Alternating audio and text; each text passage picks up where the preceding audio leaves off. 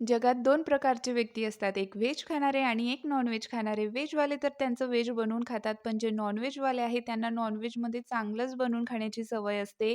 त्याचं उत्तम उदाहरण म्हणजे आमच्या घरात. नाव घेण्याची गरज नाही, तुम्हाला कळलंच असेल. म्हणून मग मी आज चांगला मटणाचा रस्सा बनवायचं ठरवलं.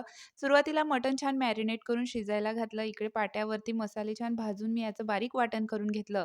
इकडे आपलं मटण पण छान शिजलंय. नंतर त्याच भांड्यामध्ये तेल घालून तयार वाटण घातलं. त्यामध्ये थोडीशी हळद आणि लाल तिखट घातलं.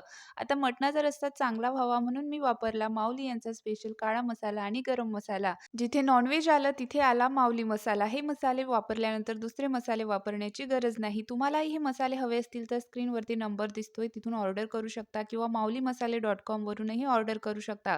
तसेच बायोमध्ये लिंकसुद्धा आहे. मसाले परतून झाले की शिजलेलं मटण घालायचं गरजेनुसार त्यामध्ये पाणी घालून एक उकळी आणून घ्यायची. तर झणझणीत मटणाचा रस्सा बनवून तयार आहे. तर तुम्ही कुठले व्यक्ती आहात? व्हेज खाणारे की नॉन-व्हेज खाणारे?